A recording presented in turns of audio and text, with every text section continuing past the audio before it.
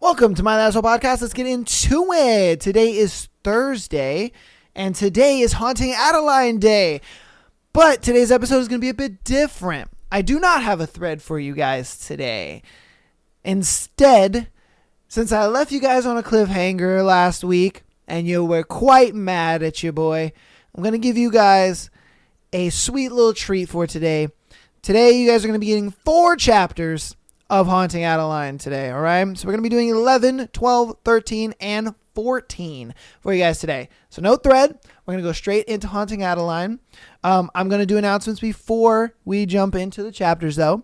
And then that's that. The last time we left off on Haunting Adeline, Zaid is on the look for Adeline, while Adeline is dealing with, becoming a lady of the night, let's say. She is in training for that. Her and a bunch of other girls, they're kind of in training to become ladies of the night. Zaid is on the lookout, man. Him and his buddy are looking around. So they found something, and we don't know what that is. We got left off on that cliffhanger last week, so hopefully we'll get back into that. But I'm going to shoot through announcements, and then we'll get straight into these 4 chapters of Haunting Adeline. I know you guys are excited just as much as I am. Okay, so patreon.com/MyLastPodcast. Get an exclusive episode every single Friday, as well as being able to send in your scenarios to be featured on the Tuesday and Sunday shows. If you're an audio listener, go ahead and download, as well as rating us 5 stars if you haven't already. Helps out the show, and it's faux free. And when it's faux free, it is faux me. And if you want to help out even more on the free 99 side of things, go ahead and follow us on TikTok, Instagram, as well as YouTube. It helps out a lot, and it's free. So, and if you haven't gotten caught up on where we are now for Haunting Adeline, links down in the description for book 1. We've completed book 1, all the way up until I believe it's chapter 10 for right now. Is in there, and then now we're going to be doing 11 to 14 for today. I thought I'd do something a little special for you guys. We got left on a cliffhanger last time, and I know that irked you guys' souls as much as it did mine. But without further ado, I'm going to shut up, and we're going to get into Haunting Adeline, all right? So, let's get into it. Chapter 11. The Hunter. Baby, what have I told you about lashing out when you're angry? Why is it now the remnants of my mother's voice plague me? Destruction is right beyond my fingertips, just waiting to be set free. It would be as simple as flicking a lighter, igniting a small flame that would lead to obliteration. Zaid? Jay's voice cuts through my mother's whispers, fading like wisps of cigarette smoke. Speaking of, I shove my hand in my hoodie pocket, snatch one out of the packet, and light up. Jay's mouth opens, poised over words I honestly don't want to hear right now. Don't tell me not to smoke, and don't ask me if I'm okay. I cut in, voice hoarse with rage. His mouth clicks shut and he nods, looking back at the video of Addie fighting for her life, time-stamped 7 days ago. The cameras don't have audio, so while I'm unaware of the reasoning for the doctor trying to kidnap her, it doesn't change the fact that he tried, made clear by him quickly urging her out of bed, and her resistance the entire way. She ambushed him with a scalpel of some sort, and he attacked her in retaliation, only for the back of his head to be blown off while on top of her. And while that is incredibly traumatizing, that's not the part that has me boiling with rage. It's the asshole that killed the doctor, then followed her up the stairs and watched her fucking shower. Rio. Dea has done her research, and while there was plenty to find on Rick Borman, there's almost nothing on Rio, outside of being born and raised in Puerto Rico, his school records, then migrating to the United States when he was 18. From there, she could find almost nothing on him, only the apartment he rents and 2 speeding tickets. I call bullshit on that. Kind of weird this guy has cameras in his room only facing his shower and bed, Jay mumbles, more to himself. I'm too busy inhaling a cigarette like it's giving me life rather than taking it. If I watch that video again, I'll be liable to whip out my gun and shoot the monitor until it's nothing but shards of plastic and metal. Jay's fingers fly across the keyboard so quickly, I think I see flakes of his purple nail polish flying off. The video feed from when Addie was here disappears, and in its place are archived recordings that span back several years. Whoever this guy is, he's been illegally practicing for decades. Several times a month, injured people are brought to him, people that look like they're up to no good.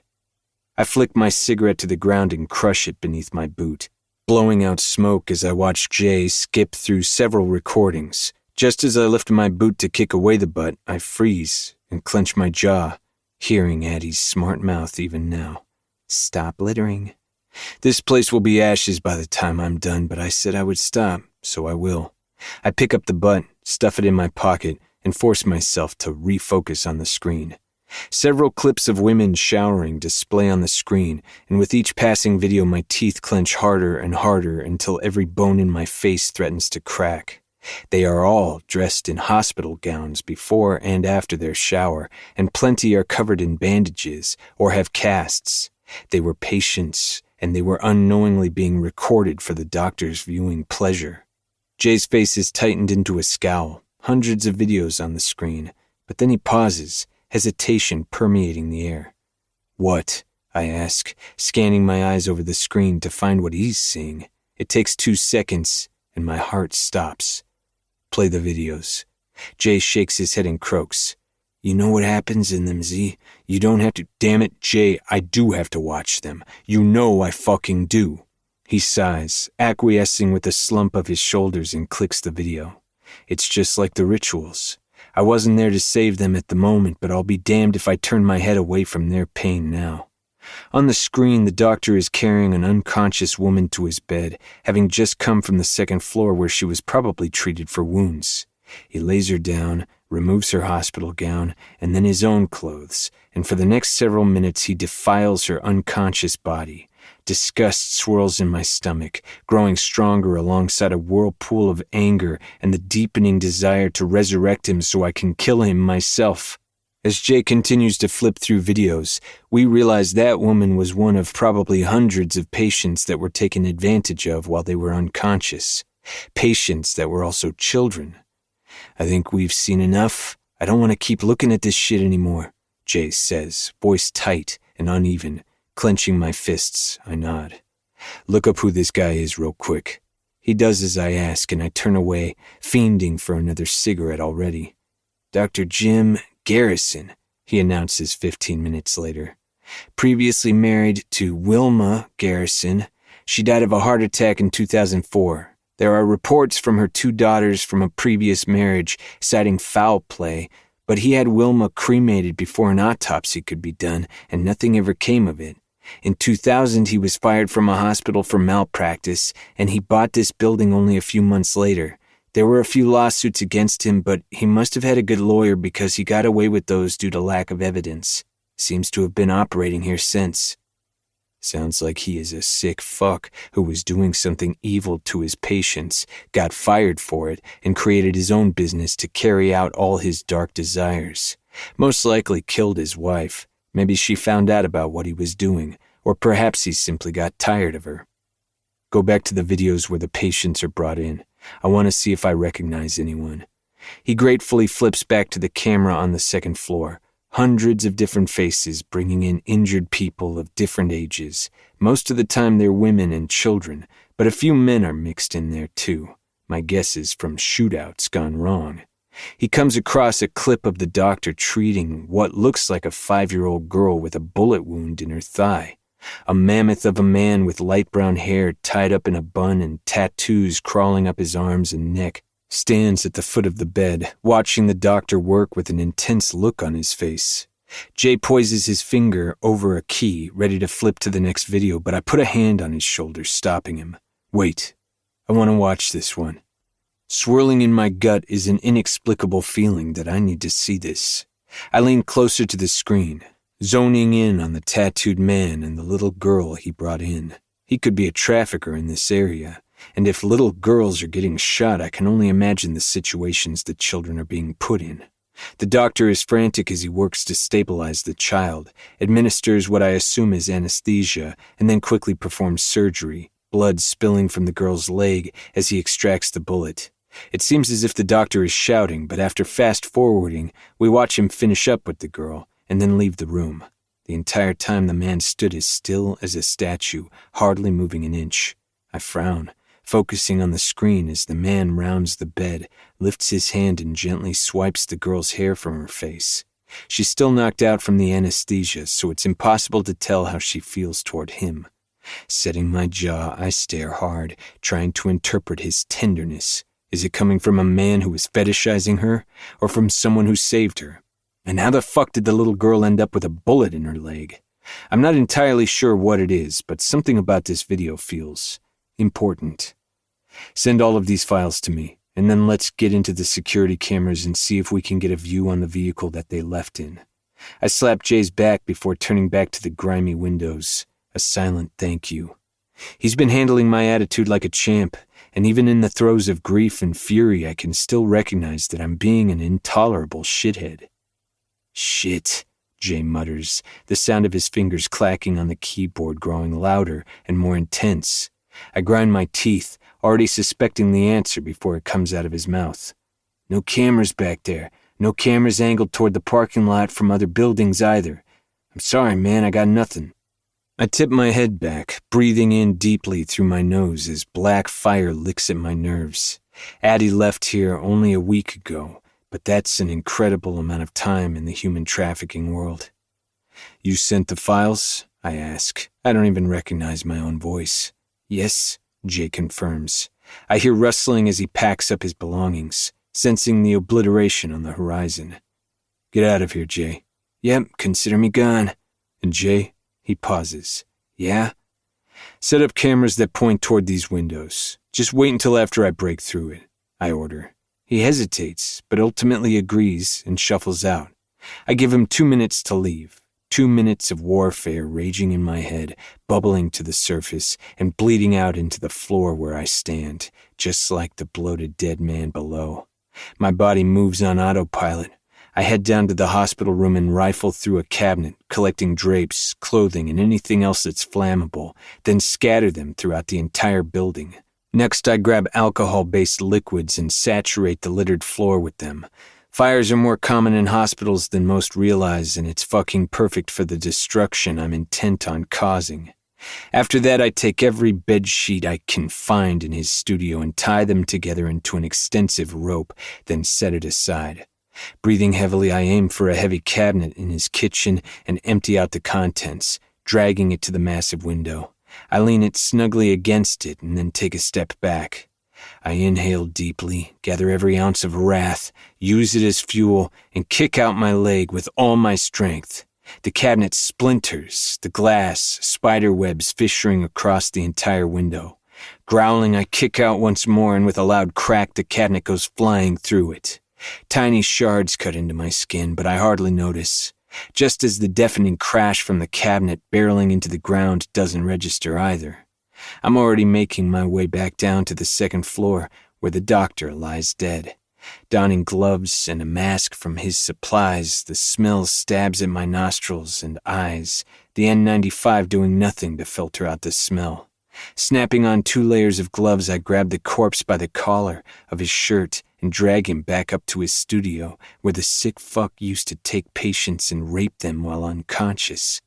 Regardless of his extracurricular activities, the doctor was clearly involved in the skin trade, which means this won't only send a message to the society, but it will also send a message to every trafficker who has had the misfortune of stepping foot inside this place. They will know that Z knows. Vomit swirls in my stomach from the pungent odor, threatening to rise up my throat as I drag the dead body to the window. I grab the last bottle of alcohol and dump the entire contents all over him.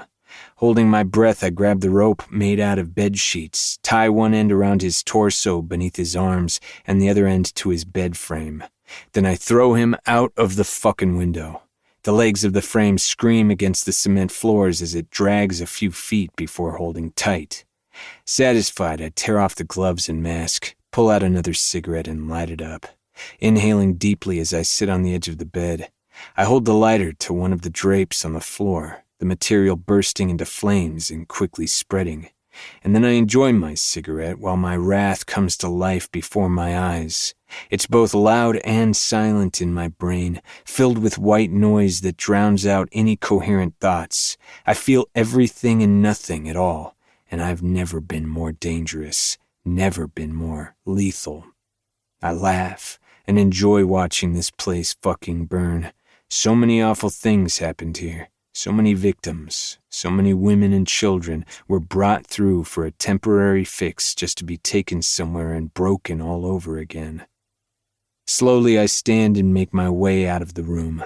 My body physically registers the heat, sweat beating on my forehead and down the back of my neck. Smoke fills my lungs and the flames singe at my skin. Yet I can't feel a goddamn thing. Right as I exit the building, I inhale fresh air and meet a frantic Jay. I cough a few times, clearing my lungs as best I can before I take another puff on my cigarette. Seriously, dude? You're smoking while burning down a building? You literally just inhaled a shit ton from the fire. Ignoring him, I walk around to the back where the corpse hangs from the rope. Smoke licks at the edges of the window, and while the bed sheets are beginning to burn, I had purposely left them dry. I bring the cigarette to my lips and inhale one last time before flicking it onto the doctor, his body instantly igniting. I smile, smoke curling out from between my bared teeth. That's better. A beacon to let every motherfucker in my path know what is coming for them next. A beast that has made a home within the fire. These flames will die, but the ones in hell are eternal. I'll see you there, fucker. Satisfied, I turn my back to the inferno I've breathed to life and walk away. I told my mouse I would stop littering, but something tells me she wouldn't mind just this once. November 2021. She fucking sabotaged me. Fuck, it's hard to even write a letter right now because I'm shaking so hard. I was doing so good during practice. Francesca was my pursuer, and for a long while she couldn't find me. And when she did, I discovered that it takes several seconds to reload an arrow, 17 to be exact.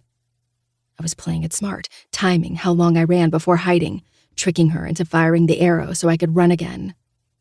She wasn't hitting me. I was doing so fucking good. Then fucking Sydney pops out from behind a tree as if the evil bitch was waiting for me. And then she fucking tripped me. Tripped me! Like a child on a playground. Who fucking does that? I landed on my goddamn face, and 2 seconds later an arrow hits my leg. Luckily, they use plastic ones for practice. But that's far beside the point. Especially when my punishment will make an arrow in the back feel like child's play. Chapter 12. The Diamond. How's it feel to be a failure? A voice whispers from behind me. It instantly evokes chills down my spine. I whip around, her face inches from mine, causing me to jerk back. My fist curls, tempted to send it flying into her fucking nose. I was standing in my room, just about to unbutton my jeans and look at the damage when she snuck up behind me. What the hell is wrong with you? I hiss. She just stares at me with wide, dark eyes, a smile frozen on her creepy fucking face. I swallow, unsettled and thoroughly weirded the hell out. I think the better question is what isn't wrong with me. She retorts, giggling as she does. She rocks up on her toes, her eyes gliding up and down my ravaged body. Francesca took us out into the back of the woods, a practice run for the culling. She and her men used plastic arrows to track us down, shooting them at us like we're fawn running from a hunter's hungry stomach. The objective is not to get hit, and the burning in the back of my thigh is a constant reminder of how epically I failed. I came so close to succeeding, but then Sydney happened. She was waiting for me and stuck out her foot right as I passed by, Francesca's arrows nipping at my heels. I face-planted the cold earth, and by the time I got back up, an arrow was ripping through the air and piercing the back of my thigh. It didn't break the skin, but I can tell I'm going to wake up with a nasty bruise tomorrow. Though I'm sure it'll be swallowed up by the others when I receive my punishment. What the fuck did I ever do to you? I snap, throwing my arms out to the sides. Her smile grows, the gleam in her eye, a testament just how unhinged she is. We are in the same exact situation. Why are you acting like this? I heard Francesca talking about you soon after you got here. Said you were promising and might be her best girl yet if she can correct your attitude. Then yesterday, you went and got yourself raped, and I saw her face. I saw her almost step in. And she's never done that for me or any of the other girls. But then, she holds a finger up in the air. Then you punch Rocco and break his nose. He wanted to punish you for it. And you know what she did? She took the punishment for you instead. That's definitely never been done for any of us. My brows knit, confused as to why Francesca would do something like that. She's given you privileges that we don't get because she thinks you're special. Well, guess what? Diamond. I don't think you're special at all. Doesn't really matter what you think, does it, bitch? I'm not exactly sure if Francesca will stand by her confidence in me now that I've failed the test today, but determination cements into my bones anyway. If she sees potential in me, if she's going as far as to protect me, then there's a good chance I can get her to see me as a person. We're seen as cattle. Product to mold to perfection and then ship off to the highest bidder. However, the more she sees me as something other than just a price tag, the more she'll soften toward me. That could mean letting her guard down, letting information slip, or getting privileges that could assist with my escape. My thoughts race with the possibilities that could mean for me. I know that I won't be exempt from the horror that comes hand in hand with human trafficking, but I might be able to save myself from some of it. Sydney understands this, and maybe rightfully so. She's not happy with it. There's a power imbalance, and the other girls might start to feel the same. We're all leaving this place, I remind her. Soon we'll be shipped off to whoever pays the most money, and how Francesca treats me won't matter anymore. It does matter, she snarls. I want to stay here, and she won't let me now that you've shown up. You heard her. I set my jaw. Sydney doesn't want to see the diamond shine because that means she'll be expected to as well. And when we shine, that means we are good enough to be sold. Francesca cares about one thing above all else, her reputation. And there's only one thing Sydney wants more than anything, not to be sold, which must be why she acts out so badly and causes trouble. Her punishments are worth it, as long as Francesca never sees her as fit to be auctioned. Why do you want to stay here so badly? Because it's my home. I have nothing outside of this house, and I would rather be here than stuck with some fat old man with a worm dick. And you are ruining that. I blink. Interesting depiction, but not entirely wrong either. You get raped here too, Sydney, I point out. She shrugs. It's not so bad. It's what I'm used to and comfortable with. Another blink. How one could settle into the life of being raped and beaten is beyond me, but she's hinted at having nowhere else to go. This tells me a life outside of this house for Sydney is bleak, non-existent, most likely filled with nights on the streets and random men. And I suppose being in a house with the monsters you know is safer than a man who paid money and believes they own her. Men have this funny habit of thinking they're entitled to women, especially when they don't respect them. As if their respect is a determining factor on how women deserve to be treated. At least the men in this house have rules and limitations on what they can do to us, mainly mutilating or causing permanent damage. Men on the streets or the ones who buy us at an auction, they don't have rules. So that's it? I say. You're going to continue to terrorize me because you want to cheat the system when none of us will get that option? Maybe it's you who thinks they're special when you're not. She giggles, a high-pitched sound that grinds my nerves to dust, and then she turns and walks away without a word, casting an indecipherable look over her shoulder. Who we're fighting over would rather see us shipped off to the highest bidder, and she's not just causing me to fail a test. She's actively inflicting trauma on me. Abuse, rape, things that no human being should ever have to suffer through, especially in the name of jealousy or pettiness. You sabotaged me, Sydney, I call out, causing her to stop in her tracks. I won't forget that. Keeping her back turned, she swivels her head to the side, and her hand drifts up and down the door jamb airily, as if she's toying with the thought as her fingers are with the wood. Finally, she glances over her shoulder at me, a grin on her thin lips. You're going to be a lot of fun, Diamond. She winks at me and then leaves, sashaying down the hall before she disappears into a room at the end. I glare at her the entire way, and I know damn well she can feel the heat of it burning into her back. The cunt is probably getting off on it, and the vindictive side of me will be happy to fuck her in the worst of ways any chance I can get. Raucous laughter booms from downstairs, nearly vibrating the floor beneath my knees. Francesca and Rocco are the only two who actually live here, but he likes to invite his rapist friends over every day to shoot copious amounts of drugs in their veins and have their way with the girls when permitted. Though I suppose Rio and Rick have been practically living here now that they can't be seen in public. I've been praying Rick makes it easy on me and leaves the house anyway, but the bozo is too fucking lazy and high off his rocker now that he has an endless stream of drugs coming in. He's got the money to get his junk hand-delivered. Regardless, they're all fucking obnoxious, incapable of keeping their mouths shut and not making disgusting remarks anytime we're in their vicinity. Damn, what I wouldn't give to fuck that tight ass. Do you see the way it bounces? Imagine how it would look railing her from behind. Jesus, her tits are to fucking die for. I can't wait to fuck them.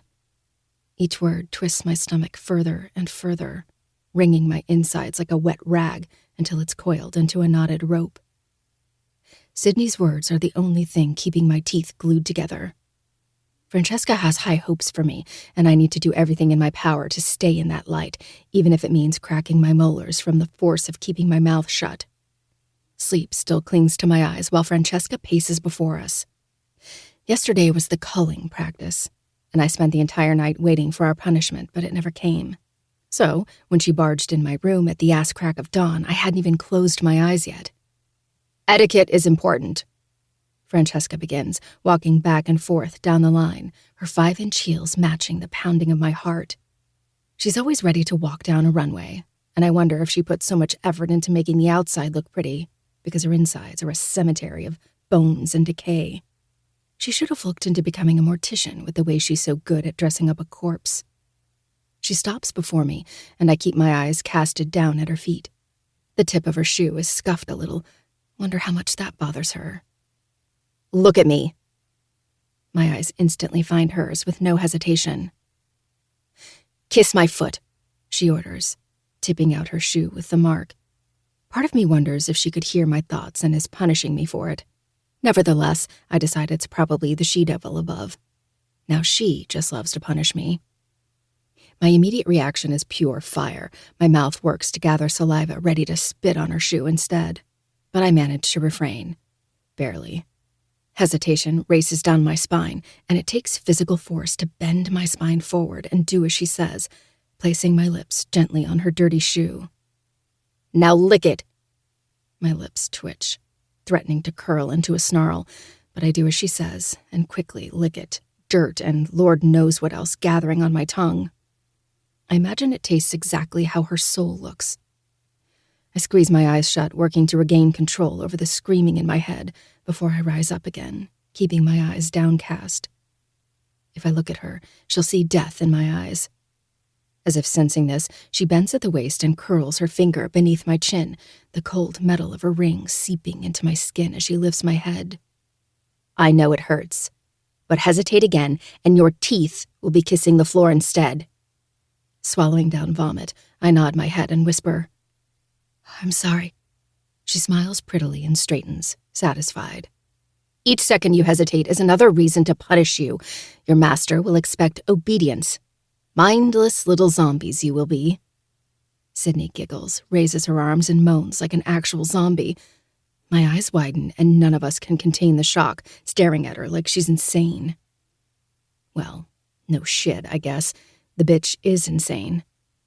Francesca snarls, storms to her and slaps her across the face, the sound of flesh hitting flesh echoing in the room. Her head snaps to the side, strands of hair flying across her face from the force. Disturbingly enough, Sydney peers up at Francesca through her hair, another laugh releasing from her tongue. Francesca bends at the waist.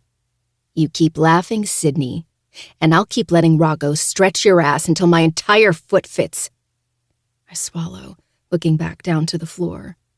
She's fucking certifiable, and I can't help but feel a stab of sympathy. Was Sydney an average girl before she was stolen away?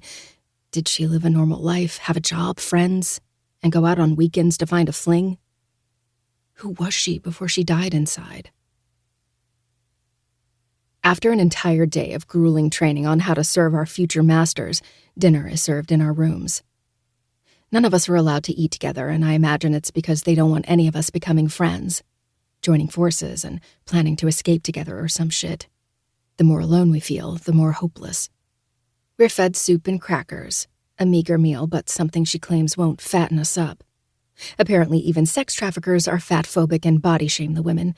Never mind that they can't get pussy unless they quite literally steal it.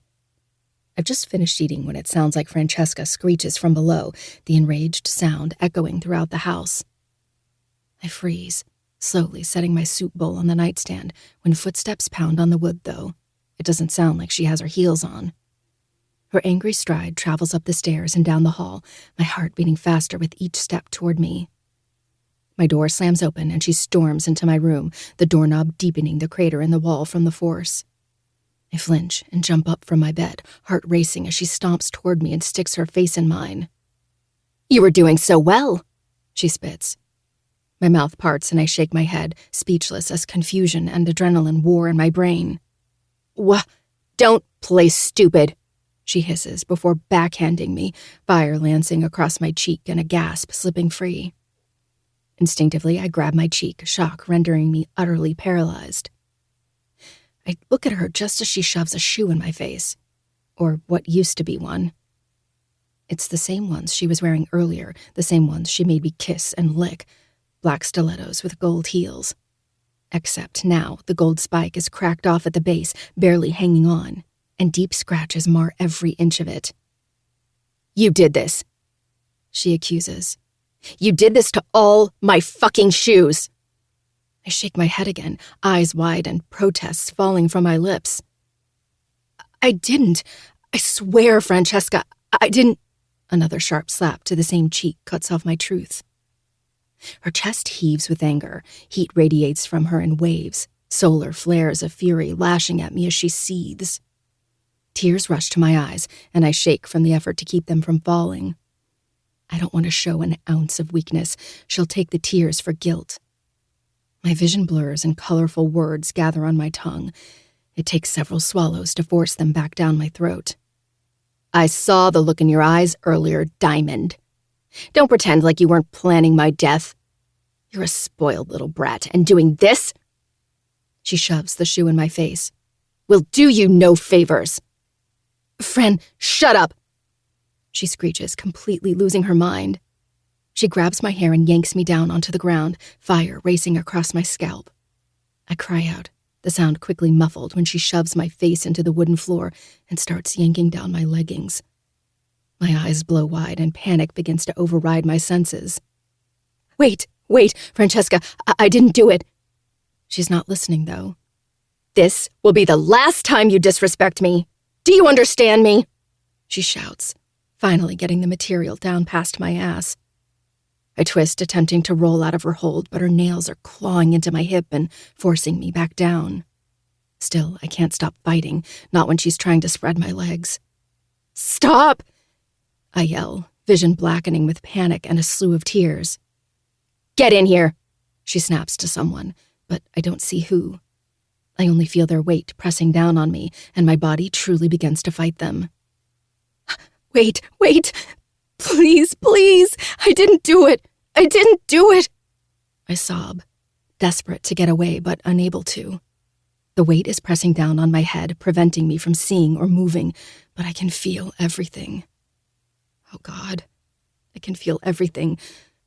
The broken heel of her shoe is being shoved inside me, and I scream as it tears me apart.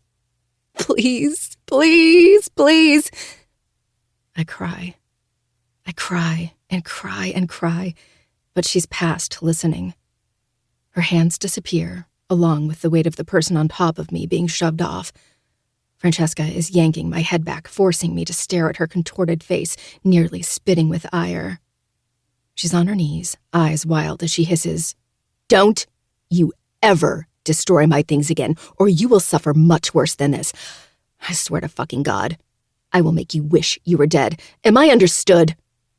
Sobs rack my throat, slobber nearly pouring from my mouth as I cry out. didn't do it. Rearing back, she slaps me across the face again, my ears ringing as she continues to mindlessly hit me over and over until I'm breathless from the onslaught of pain. You fucking useless bitch, she screams. She lifts my head again, but I can no longer see her through the rivers pouring from my eyes. Indiscernible pleas fall past my lips, but even I don't know what I'm saying anymore. You know what happens when you become useless?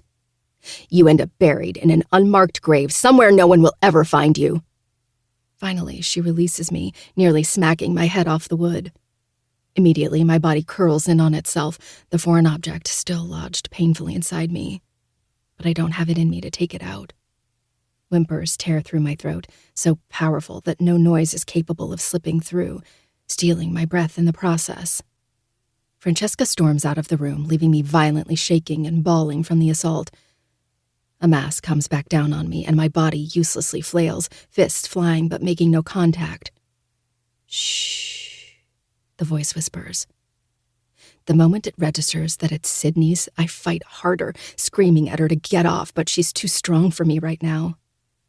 She's completely wrapped around my back, her legs circled tightly around my waist and locked on my stomach while her hand pets my hair. Shh, it's okay, she whispers. We'll be together now. The little energy I had left dissipates, and the only thing I am able to do is sob. Grabbing my hot, reddened face, she tilts my chin up. Just barely, I make out her wide brown eyes and a gentle smile.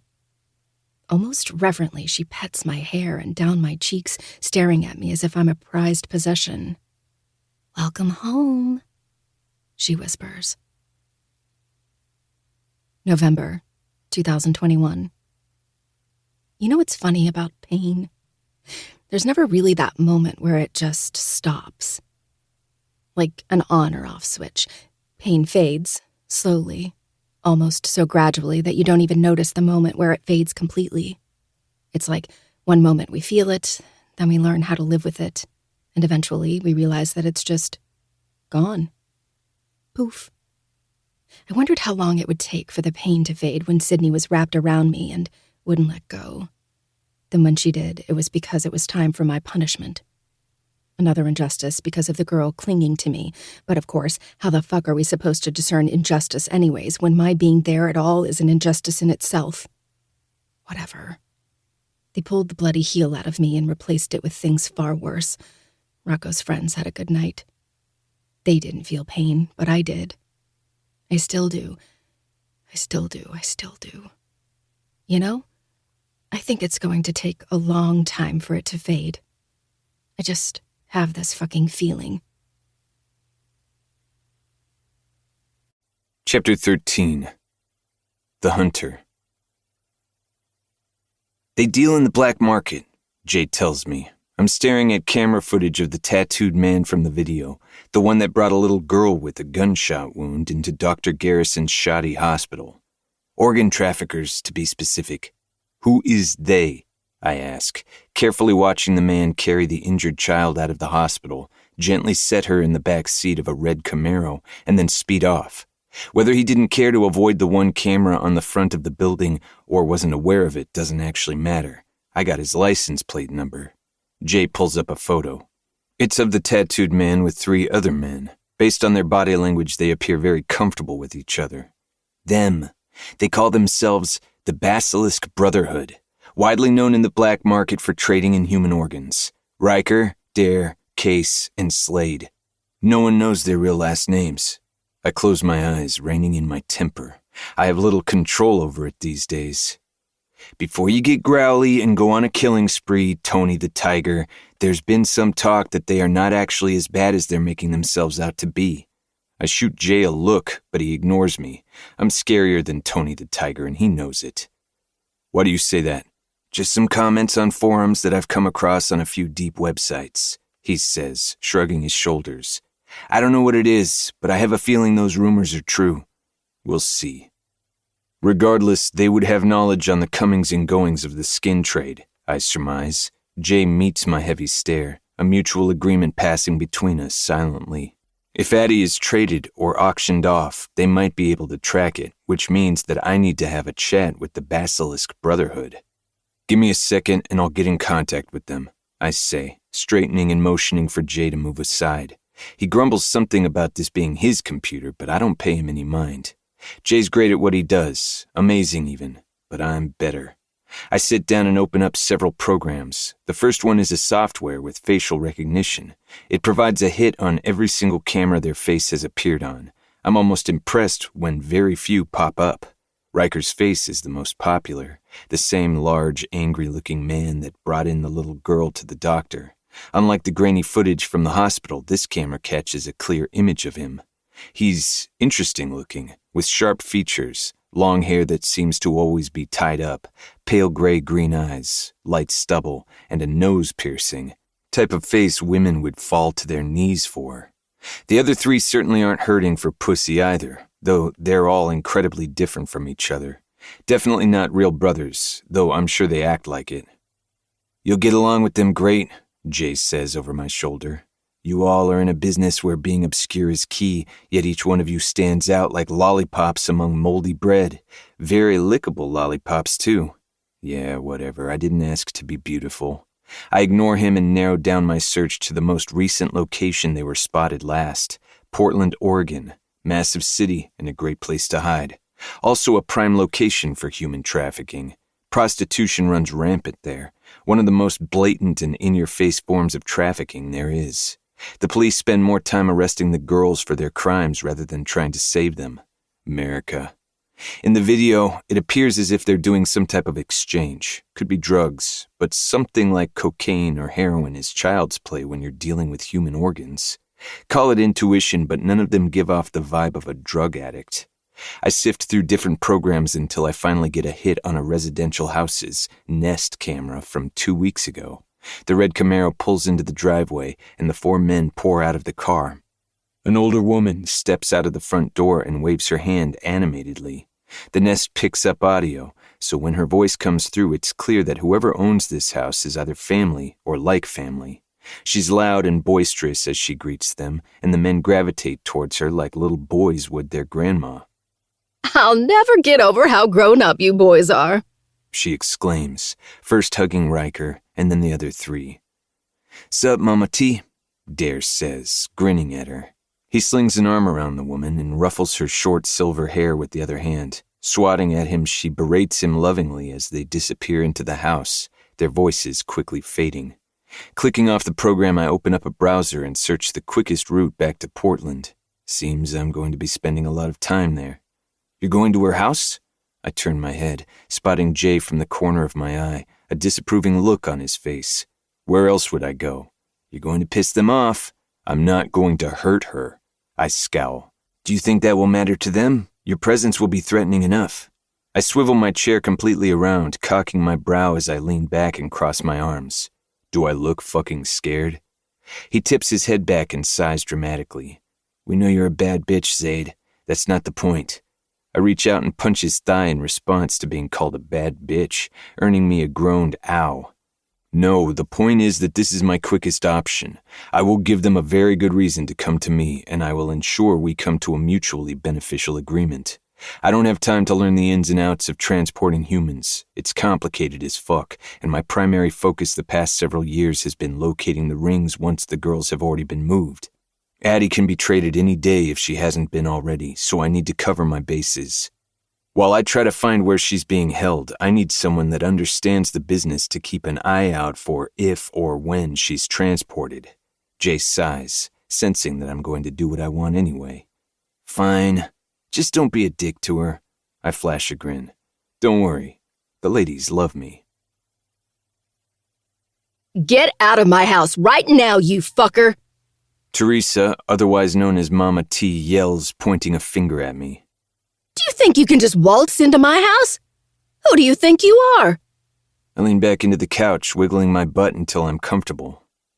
A very desperate man, Teresa Baker, I say, looking over the house casually. She has a very cozy home, and everything has its place. Cream walls with matching couches, maroon flower pictures spaced out perfectly, matching wooden furniture, The brown surface is gleaming as if she dusted them not 2 seconds ago, and a white birdcage hanging in the corner, a little Tweety chirping away. Does she have a Sylvester, too? She scoffs. What the hell does that have to do with me? You know some men who I need to have a chat with. Does Riker sound familiar? Slade, Dare, or Case even?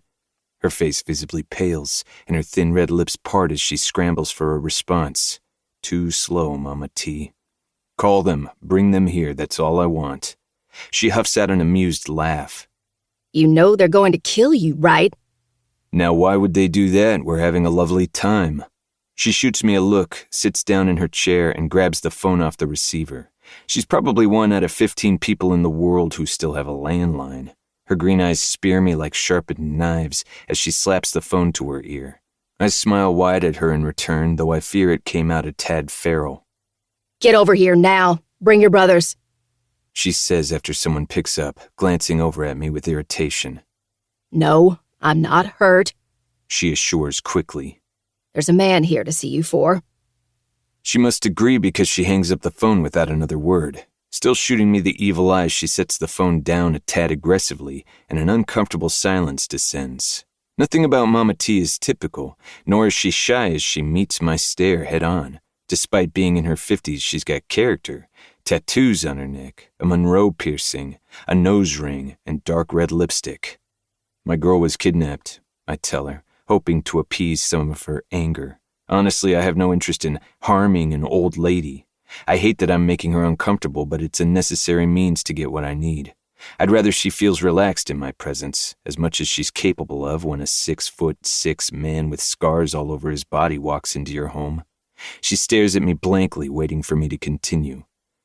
She was taken by some very bad and powerful people. Could be anywhere in the world at this point. Your boys happen to have a refined skill in what I need to possibly track her down. She leans her elbows on her spread knees, and it feels like she's looking past my flesh and into my soul. I stay still. People seeing me for who I am has never bothered me. You're a powerful, bad man. I shrug, and also someone with very little time to waste. I've got a firm hold on my manhood, and I can admit when I need help. She raises her thin brows and gives me a look that suggests, at least you have that going for you. I'd like to think I'm pretty, too, but I'll let it slide. What makes you think my boys will help you? Is my life your bargaining chip? Of course not. I chirp, much like the bird chattering in the cage. Only a weaker man would hurt an innocent woman to get what they want. She cocks a brow, unimpressed. I can't help but smile at that. Like you said, I'm a powerful bad man. I have connections and capabilities of my own. Whatever they need I can do, once my girl is safe and sound. She nods her head, though she doesn't look convinced. I'm not worried about what they will ask of me. What I don't know, I can learn. When it comes time to collect, Addie will be by my side, and I'll have all the time in the world to get them whatever they need. Well, I don't approve of your methods, but I was married once and would have killed to have even a fraction of the love you have for your lady friend. Come on, there's time. You could still find your one and only. She rolls her eyes. Ugh, I'm too old for that shit. I have my boys, and that's enough. Just next time, would you knock? You almost gave me a goddamn heart attack. I'm sorry, Teresa. I say genuinely, my hand over my heart. It only earns me another eye roll. Call me Mama T. I grin, pleased that I've been accepted. I told Jay, the ladies love me. If the Basilisk Brotherhood didn't respect Teresa, they would have kicked the door down to get to me. Instead, they rush inside, the 4 of them nearly tripping on each other to get in. Teresa is already waiting at the door, hands raised in a calming gesture. Now calm down, boys. He's not here to hurt me. Slade grips her by her arms and spins her around, assuming to check for injuries. She twists out of his grip and swats at him. Stop it. I'm fine. I can take care of my damn self. Riker's eyes immediately find mine, his pursuit never pausing for even a moment. He rushes toward me, but before he can make it another step, Teresa grabs him by the arm. His head whips around to her in shock, and she glares at him. Are you fucking deaf? Or am I mute now? What did I say? He ain't here to hurt me, so calm down. Riker faces me again, a mixture of anger and bewilderment on his face. I take a bite of my chocolate chip cookie and give him a closed-lipped smile while I chew. These cookies are fucking delicious. "Who the fuck are you?" Riker barks while the other three flank him. Chests puffed, chins notched high, and hands ready to pull out their firearms. Teresa rolls her eyes and mutters beneath her breath, storming out from behind them to sit in her chair with an irritated huff. Boys will be boys. Slowly I stand, wiping the crumbs from my hands on my jeans. "Z," is my only response, and Riker's brow quirks. "Z," he echoes dryly as if he doesn't believe me. "That's what I said." "Like these, Z?" Dare clarifies. Two tiny diamond dermals are pierced above a thick black brow, glinting as he arches it on his forehead. "Yes," I say. Introductions are so tedious when very few have actually seen my face. Anyone could claim to be me, but all of them would fail when it came time to prove it. Slade snorts, rolling his dark eyes, which make an interesting contrast to the waves of dirty blonde hair falling into them. The only one who doesn't have much to say is Case, who stands back and observes me closely. If I were a lesser man, it'd make me uncomfortable. "Let's say I give a shit that you're Z. Why are you here and in Teresa's house?" "Well, to get to you, of course. Excuse my impolite methods. However, time is of the essence," I answer, flashing a grin. Riker snarls in response. Touchy. Does Dr. Garrison ring any bells? A collective silence ensues for a few moments, and then Dare chuckles. "That was you, wasn't it? That set him and his place on fire." "Sure was. I happened to cross some intriguing footage with Riker's face on it, intriguing enough for me to investigate, and it's like Jesus himself handed me a gift. Word on the street is that you're all very particular tradesmen, and I have a current need for that." Riker glances at Teresa, who's staring up at us with complete boredom on her face. Sensing Riker's need for secrecy, she waves her hand. "Leave. It's my nap time." He glances at me before walking to an end table next to Teresa's chair and snatching a crumpled receipt and pen. She grumbles when he starts scribbling on it, but doesn't stop him. Straightening, he hands the slip of paper to me. "You caught us in the middle of something. Meet us at this address in 4 hours. Don't be late. Now get out." I arch a brow when I spot hemorrhoid cream on the receipt, but quickly decide it's not my business what's growing on Teresa's ass. "I'll be early," I say. "Bye, Mama T." "Good luck," she calls. I wave a hand in acknowledgement before opening and shutting the front door behind me. I don't need luck, just the help of 4 men who are probably going to be enough pains in my ass that I'll need the hemorrhoid cream next. Chapter 14. The Diamond. "That's such a good girl, little mouse. Open that pretty mouth and taste me. You've been naughty, mouse. You like it when I punish you, don't you? I could eat you for days, and it would never be enough. Fuck, baby. I'm so fucking addicted." I jolt awake, and for one beautiful second, I thought I was back in Parsons Manor with Zaid. Images of mismatched eyes and a wicked smirk clog my headspace, but the sudden movement lances sharp needles of pain throughout my skull. The memories dissipate. Zaid's deep tenor fading as the dull throb that radiates from between my legs feels like a curse that was cast by an evil witch. A curse that won't let me forget. Bright sunlight pierces through the dusty curtains, and it almost feels mocking. I squint my eyes, the migraine worsening as I train my tired eyes on the dirty window. It's cold outside, but it doesn't look like we'll be plagued by the usual rainy forecast today. The phantom in the sky really is a devil. Why else would she make such a gruesome day so bright and sunny? Today is the culling, and already the house seems to be filling up with chatter. To make matters worse, my body doesn't feel nearly as broken as I thought it would. My soul, completely shattered. But at least I can fart without feeling like I'm going to pass out, right? Wrong. If I could hardly move, it might have provided me with an excuse to not participate in the culling. Despite the beating my body took 3 days ago from my punishment for failing the practice test, my wounds are healing. So lying to her about my physical well-being when the other girls will still have to take part, it makes me feel like a coward. So thank you, God, for the small blessings in life and for allowing me to see another day and pass gas properly. Fucking-men, bitch. Phoebe, Bethany, and Gloria were raped alongside me. Jillian kept her head down when she walked past us, but Sydney blatantly laughed in our faces, and all I wanted to do was grab her hair and drag her down on that dirty ground next to us. It was her fault I was on that floor to begin with, naked men crowding around me, and already injured from her stunt with Francesca. All I could think about as we were passed around from man to man was how much I hated her superiority, and hated her for sabotaging me. It was the only thing that got me through touches from dirty fingers and violent invasions from men that weren't my shadow. Afterward, Rio carried me up to my bed, my legs physically unable to support me from the abuse my body endured. He couldn't look at me. Not when he did nothing while men stole from me, and then he picked up that broken girl and carried her to bed. Only because Francesca demanded it of him. But he did speak to me. He told me about a mythical being rumored to terrorize Puerto Rico. He told me when he was young, he was playing with his baby sister when he swears that he saw it. A creature that was there one moment and gone the next. I don't know why he told me that story, maybe to distract me, but I suppose it worked. He gave me a monster that didn't feel real instead of focusing on the monsters that are. Get up! The sharp slap that follows the harsh words startles me, and I yelp from both the surprise and pain. I hadn't even heard her come in, despite her loud-ass heels. She must have gotten new ones already. I look up to find Francesca staring down at me, a frown marring her bright pink lips. She looks disappointed in me, and I hate how small that makes me feel. I open my mouth, but no sound comes out. What am I supposed to do? Apologize?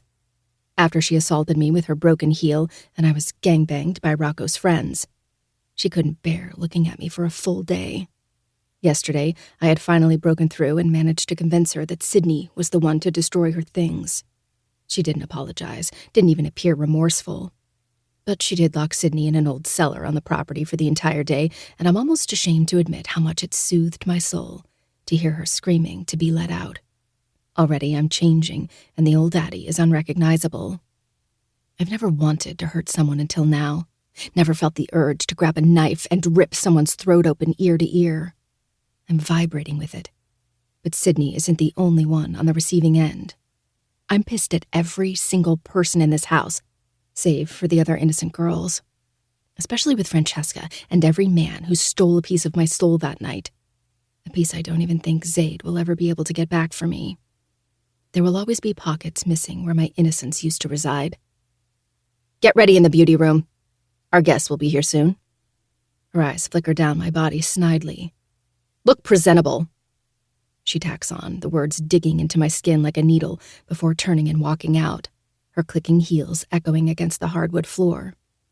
Grinding my teeth, it takes monumental effort not to fucking scream from rage, pain, and just pure frustration.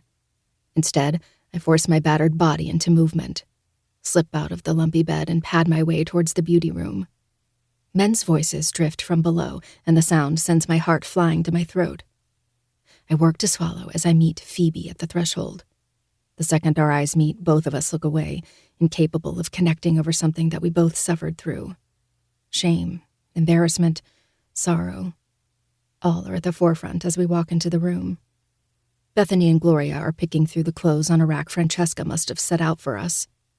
Instead of revealing outfits, warm clothing hangs from the metal rod.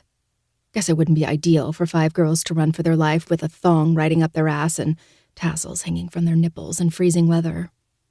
Jillian is sitting at a vanity and putting on concealer in hopes of covering up the dark circles rimming the underside of her eyes. Briefly, we make eye contact, but her gaze flickers away immediately. I haven't seen her since our punishment. Apparently, she's been sick and has missed out on the last couple of lessons.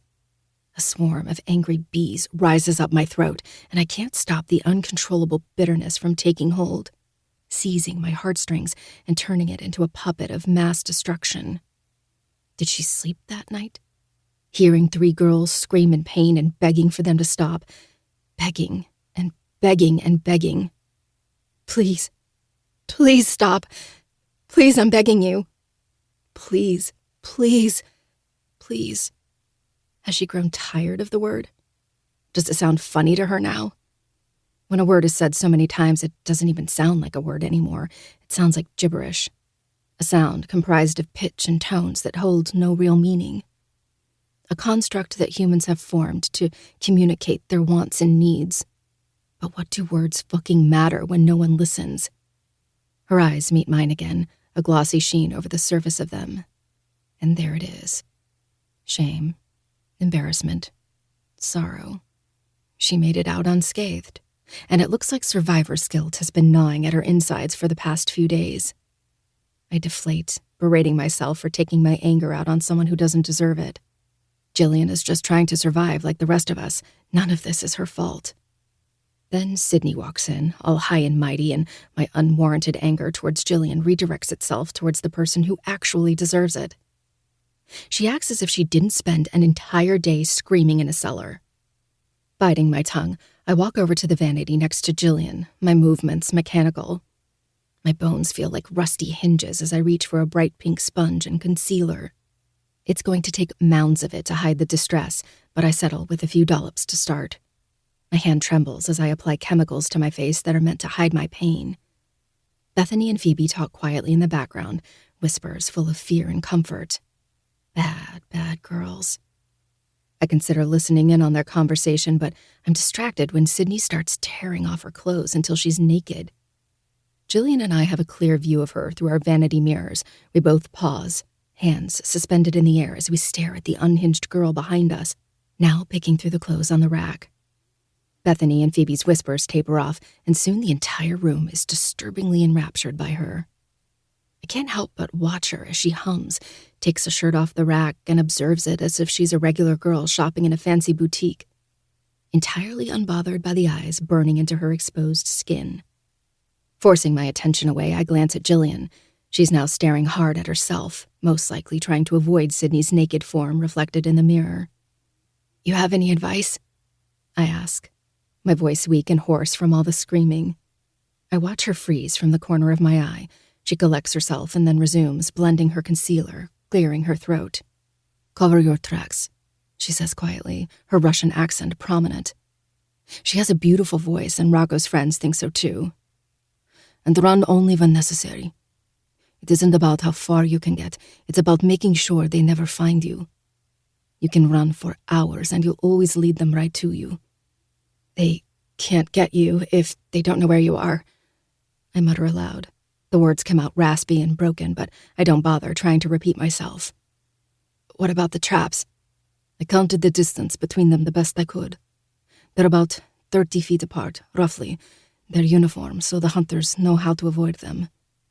I roll my lip between my teeth. "Thank you for helping me."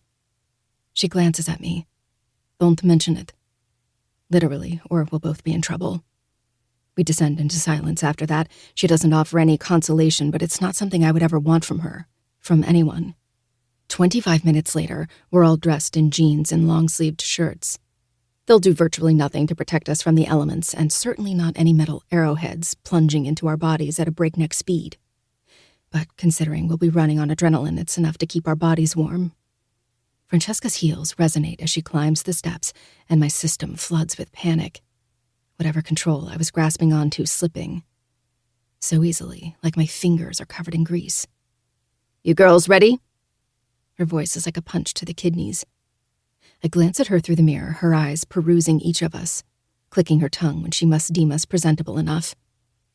"Let's go. Time to eat, and then we will go over lessons on how to act properly tonight. When night falls, the culling will begin, and if you pass, you will be required to mingle with our guests afterward." Panicked glances are exchanged. Even surprise flashes across Sydney's gaze. Bethany raises a trembling hand, requesting permission to speak. "Are you saying that we have to do the culling in the dark?" she asks hesitantly. Francesca raises an eyebrow. "That's what I said." Then she turns and walks out, the expectation to follow clear. Slowly, we trail after her, but not before we look at each other with the same panicked expression. We're fucked. We're all fucked.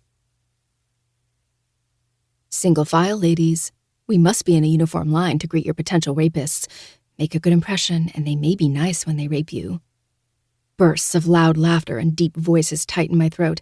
It feels as if my heart is making an escape attempt, breaking through its gilded cage and clawing its way out of captivity. Jesus, I think I'm going to pass out. My legs wobble and my hand catches the railing, clutching it so tightly my knuckles are bleached white. It's the only thing keeping me from pitching forward.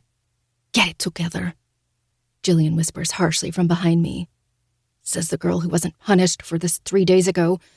I snap back. She quietens. That was rude of me. But fuck, there's not a manual on how to rewire my brain to be unafraid and calm. I'm nearly hyperventilating by the time we reach the landing and make our way into the living room where the hunters await. These men don't belong here. This house is run down, and it doesn't matter how clean or tidy it is, it still looks like trash. And there are 5 men standing in the middle of it, wearing Armani suits, diamond-encrusted Rolex watches, and submerged in a shroud of expensive cologne that costs more than my car note. Their conversation dies as they turn to us, and I realize the different colors in their eyes look the same when they're all lifeless. Francesca, One calls, drawing out her name with affection. you've got yourself a beautiful lot here. The man has short, dirty blonde hair, blue eyes, and a deep tan to complement his toned body. He looks like he spends his days lounging on his yacht, most likely shacked up with a supermodel in a skimpy red bikini, who's blissfully unaware of her sugar daddy's taste for hunting innocent women for sport. Lucky her. His eyes slide to mine and lock, his grin growing as the other 3 men grunt their agreement.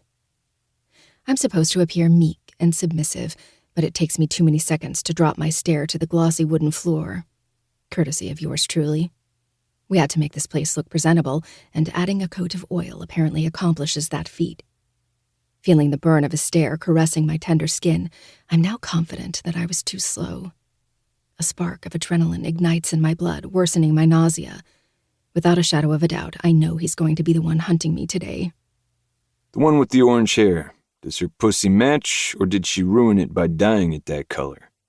Another asks, and I have to clench my teeth and bite back a response. Phoebe trembles beside me as Francesca affirms something incredibly personal, her voice even and pleasant. Nasty bitch, I like that one. he states. My gaze flickers to him, noting his bushy black brows, tiny eyes, and pot belly.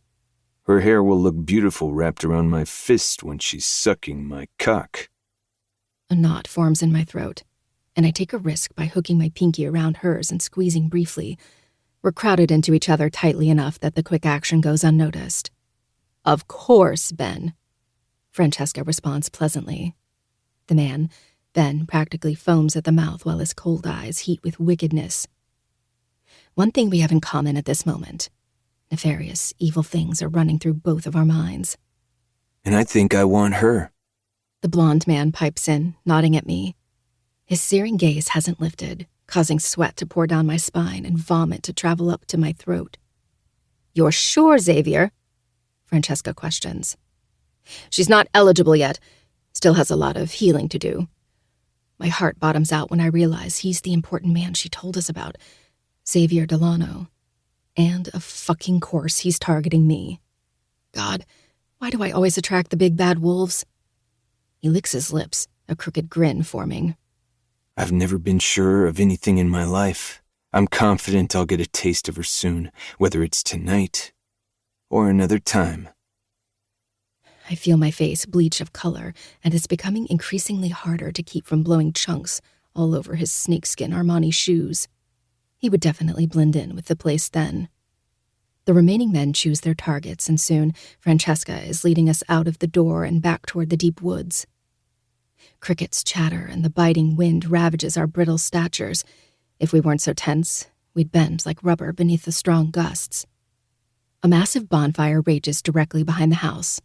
Dozens of people crowded around it, bundled in warm clothing and drinks in hand. There are also several large TVs placed sporadically around. According to Francesca, the hunters will wear body cams, providing entertainment and viewing pleasure for the other guests. My breathing escalates as I face the endless trees, shadows flickering from the fire behind us. The scent of fear emanates from the 6 of us as we line up, and I break out into a cold sweat. My boots sink into the mud, suctioning my feet deeply into the frigid earth. Part of me desperately wishes it was tar instead, granting me the fortune of getting stuck here. Already I'm plagued with memories of sprinting through these woods and coming so close to victory, only for Sydney to appear behind a tree, lips curled into an evil smile and reeking of malevolence. What if she does it again? I think I'll kill her if she does. Rip the arrow out of my body myself and stab it into her instead. Behind us, the men ready their crossbows, the clanging of metal as they load arrows into them grinding against my frayed nerves. Risking a glance behind me, my eyes round when I see headgear settled over their eyes. Night vision goggles. Fuckers. Everything about this stupid fucking game is rigged. "All right, ladies," Francesca starts. "Let's go over the rules briefly. You will be given a 10-minute head start. You are required to stay within the maze walls. If caught going outside of them, it will result in immediate death. They will shoot to kill, not shoot to maim. At the end of the maze, there is an open area. If you reach this location, you are immediately deemed safe and no harm will come to you. If you are still within the maze but have not been shot and the allotted hour depletes, you are also deemed safe and no harm will come to you. Is that understood?" None of us speak, and our lack of protest is answer enough. How's it said from the Hunger Games? May the odds be ever in your favor? A male cuts in, and it sounds like Xavier. A round of laughter follows the bad joke, but before my lack of self-control can get me in trouble, he calls out, Run! We take off, sprinting through the woods carefully, wary of traps. Strings will be tightened between two objects at foot level, and if tripped, will be strung up, easy for the picking. Walls of branches are piled high on either side of us, makeshift barriers to confine us in a maze.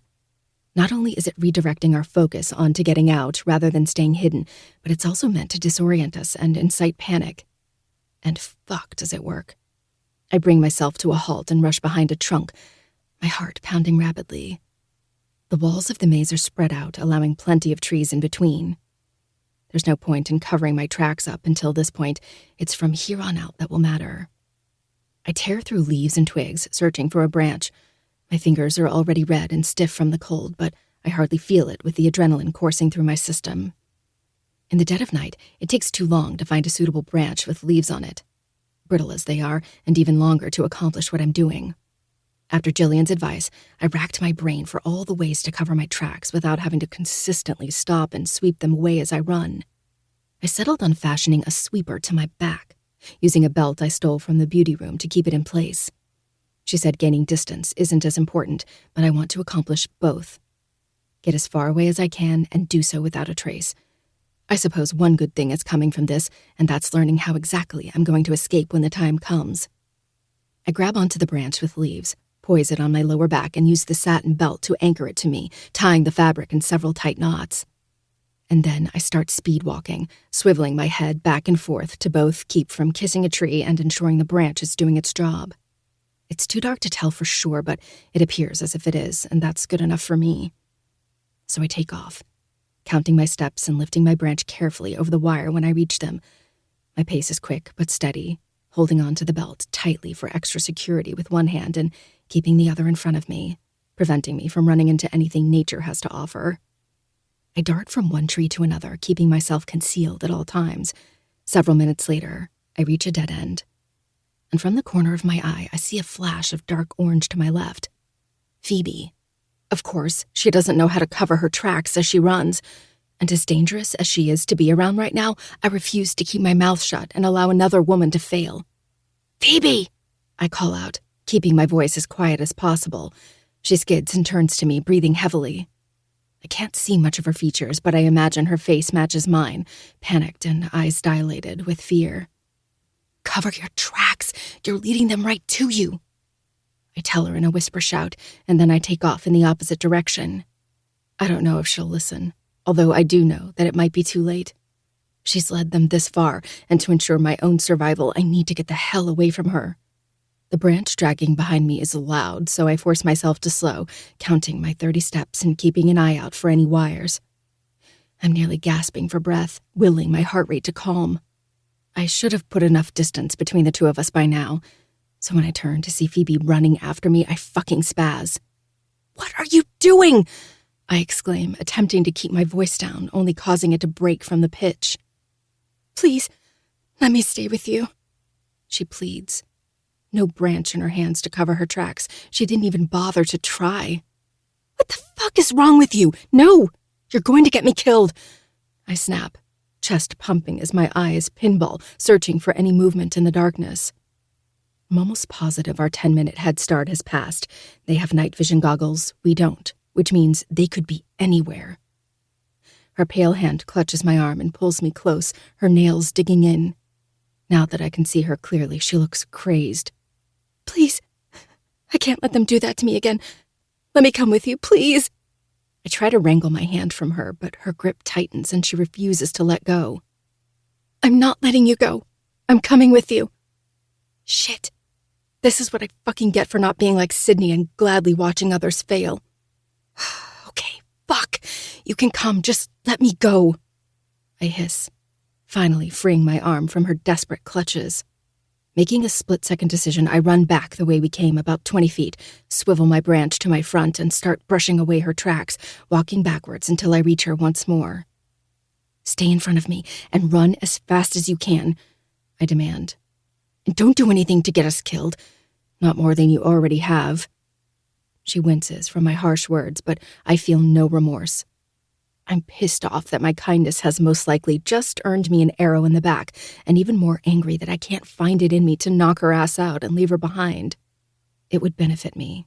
However, I wouldn't be able to live with myself. It's the whole reason I called out to her in the first place. She's young, desperate, and terrified. And I'm putting on a good show of looking like I know what I'm doing. Of course she's going to latch onto me. Thankfully, Phoebe listens this time, keeping in front of me as we sprint. My branch is behind me again, clearing our tracks. Sweat coats nearly every inch of my skin, trickling down my forehead and spine, irritating the stitches in my skin. Clouds puff from my mouth, and I have an insane moment of panic when I wonder if my bad breath will leave a scent trail. Several times we get turned around, and I swear we've passed the same fucking tree 3 times now. I'm growing frustrated and tired, so I skid to a stop and urge Phoebe to find a large tree to hide behind. I find one several feet southwest of her that provides a clear view of the space between both trees. I'm heaving, desperate for oxygen, and on the verge of puking. I need to catch my breath, and I'm growing paranoid that even if they can't see our footprints, they'll be able to hear us. Stay quiet, I whisper, even though I'm struggling to accomplish that myself. My body doesn't care about keeping silent. All it's only focused on is greedily sucking in precious air, no matter the cost. I split my focus on catching my breath and listening for any footsteps. An owl hoots, and a cold yet soft breeze flows through the forest. Such a stark contrast to the dark and dangerous situation. It feels like there should be Michael Myers music playing in the background. A rustle from a nearby brush nearly sends my heart flying out of my throat, but then a bunny emerges and sprints off. Just as I wrangle the muscle back down where it belongs, a voice calls out. Firecracker. Fuck. I don't know if it was a good guess or if my branch failed to conceal both sets of footprints, but Phoebe's pursuer caught up to us. Round eyes clash with mine, and I know that my irises are dilated with fear just as much as hers are. What do we do? She mouths silently, and I shake my head at a loss. I don't know what we fucking do. I've no idea where he is exactly, but if even an elbow pops out from behind a tree, he'll be able to spot it immediately. Does it count if I'm hit with someone else's arrow? I'm sure I'll still be punished, even if I wasn't the intended target. Firecracker. Ben calls out again. I risk a glance around the tree trunk and see a shadow move about 20 feet behind us. Fuck, way too close. If we stay silent, we might get lucky and he'll wander off in another direction. He might think we've gone down a different trail and allow us to put distance between one another. But right now, the slightest sound and he could hone in on us. It's not safe for either of us to even breathe. Not that I can fucking breathe anyway. Phoebe covers her nose and mouth with her hands, squeezing her eyes shut, tears crowding past her lashes and glinting in the moonlight. If she's not already, she's going to start having a panic attack, and in my experience, those are rarely silent. I put my shaking finger to my lips, a tear of my own breaking free. My vision blurs as I face the very real possibility that I might get hit with an arrow, and then later be brutally raped for it. Again. But she can't hold on, and a small whimper slips past her hand. My heart stalls, and almost in slow motion, I hear several footsteps taken in our direction. Was that you, Firecracker? He says in a hushed tone, as if he's whispering right into our ears. Shit, Addie, think. What would Zayd do? He'd be a fucking hero, that's what he'd do. Zayd isn't interested in saving himself, only everyone else. So what would he want me to do? Save myself. He'd want me to save myself, but the culling wasn't designed for the prey to safely get away. Before I can decide, Phoebe's eyes widen into round discs, and she seems to shy away, her body beginning to emerge from the other side. Slowly, she raises a shaking hand and points behind me. My heart drops, and for a moment, I'm paralyzed. My brain once again divides into two, one half panicking because she's no longer concealed, and the other half frozen in terror because there's somebody fucking behind me. I know without a shadow of a doubt that it's Xavier. He's found me. Leaves crunch, and a twig snaps to my right. My head whips in that direction, and I scarcely see the shine of a crossbow glinting under the moonbeams. And then time speeds up, slapping me in the face as two arrows barrel towards us at once. One from Ben and the other from behind me. The air whistles and my body moves purely on instinct, ducking low and veering off toward the tree to the left of me. The arrow flies between my tree and the one I'm aiming for, and a thunk stops me in my tracks. Mere inches separate the tip of the arrow, now impaled in the bark, and my face. My eyes blow wide, and I yelp. I look up and notice the first shot towards Phoebe also failed. We won't get that lucky again, and we only have about 17 seconds to get away. 3, 4, 5. Phoebe, run! Both of us scramble, dirt and leaves kicking up beneath our boots as we take off, our legs pumping and tearing through the foliage. Jump! I screech, my mind scrambling to keep up with our steps. Scarcely, I lift the branch attached to me and the both of us jump over the tripwire, coming incredibly close to snagging it. Our pounding footsteps ruminate through the forest floor. There's no hiding now, there's only escaping a silver arrowhead. The paths we take are strategic only in the sense of losing them rather than trying to find our way out. We clear a few more traps, and after several minutes, I hear Phoebe's footfalls coming to a sudden stop. I skid, turning to see her bent at the waist, panting so hard she's nearly choking. Her face is as bright as her hair, and her eyes seem to cross. I can't keep running, she chokes out and then gags. I can't. No, you can do it. Come on, Phoebe, you got this. She shakes her head again, and I can't help but take a step back when I see a shadow dart to the side, about 10 yards away or so.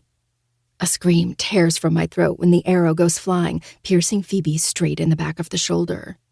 She falls face first, an agonized wail following suit. Groaning, she manages to pick herself up and charge past me. Confused, I chase after her, then come skidding to a halt again when she steps over the tripwire, collapses to the ground, and grabs onto the string. Addie, fucking go! She screams, her voice breaking from the force. My face contorts and tears spill over my eyelids, both from denial and guilt. But an arrow cutting through time and space has me diving ahead, another arrow coming within scant inches from my head. My hands grapple at the cold ground to propel me forward, nearly face-planting again in my pursuit to get back on my feet. Run, little mouse, they're coming for you. I make it about 15 feet before a loud cracking noise echoes in the brittle wind. Gasping, I turn my head in time to see a rope snap around Ben's ankle, sending him flying straight up into the air. His crossbow drops from his hands, thudding to the ground next to Phoebe. My mouth drops, a shocked laugh tinkling out as Ben's shouts of fury fill the air, wiggling like a worm on a hook as he swings from above. Even from hundreds of feet away, you can hear the gasps of shock and outrage from the house. Phoebe must have waited until Ben approached her and then released the wire right when he was in the crosshairs of it. Let me down, right now! Ben shouts, and though the shadows conceal his face, I know it's cherry red. I will fucking kill you for this! And he will. I know it. Phoebe knows it too. Our eyes clash for a moment, and then her gaze slowly drops to the crossbow. Phoebe, I warn. I'm dead anyways, she rasps, grabbing the crossbow in her hands and stumbling through reloading it. Glancing around nervously, I tuck myself behind a tree, wary of another arrow flying my way. I need to run, like 10 seconds ago, but I can't pull myself away. Don't do it, little girl. Xavier calls out from the depths of the trees. I bristle, warring with the need to run and stay by Phoebe's side. Neither of us can see him, but his attention seems to be focused on the girl loading a dangerous weapon, with the desire to kill on her fingertips. Help! Fucking help me! Ben screams, wriggling fiercely but getting nowhere. He's suspended above a deadly angel, and her arrow will show no mercy to the wicked. God fucking damn it, Xavier, get her! Get her! She ignores them both, takes aim, and right when she pulls the trigger, another arrow is zipping through the air and plunging into her other shoulder. She cries out, the scream echoing, but her own arrow strikes true, embedding directly into the top of Ben's skull and killing him instantly. The rest of his sentence silenced by a metal arrowhead. Covering my mouth, I watch as blood pours down like a waterfall directly on top of her, but she's too busy laughing maniacally to notice. Once more, she meets my wide stare. So many words rise to the tip of my tongue, none of them sufficient. Goosebumps rise on my skin, and all I want to do is tell her how proud I am. How fucking admirable and brave she is. We both know she's not going to make it through the night, but this was her choice. Go, she mouths. With one last lingering look, I take off, hoping she can see everything I couldn't say in my eyes. You can run, little girl, but you can't escape me, Xavier shouts, his threat following me as I sprint through the maze. Phoebe's distraction provided me with the head start I needed to get away. Determination takes hold, and I kick my legs as hard as I can. I continue to weave through the maze, holding my breath as another whistle pierces the air, and an arrow embeds in a trunk only a foot away. These men may be skilled in hunting, but what they don't know is that I've been hunted by a far scarier man. I was a mouse caught in a trap before, scared and helpless, as I was taken between the teeth of an apex predator. But I'm not their little mouse, and they are not Zaid. And I will never succumb to them.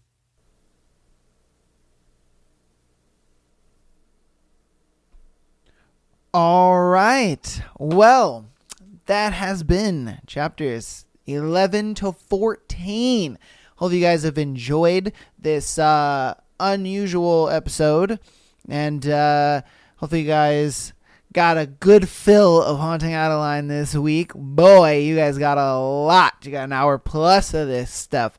So, hopefully you guys come back next week, and we will continue to see if Adeline escapes in this, I would say, Hunger Games-esque style thing that they're doing. I don't know what the hell that's all about, but hey, that's what they're doing. We're going to figure it out, next week, and we'll see if Zaid can catch up and, find Adeline. Obviously, he's going to have a bone to pick with a lot of these motherfuckers after seeing those videos.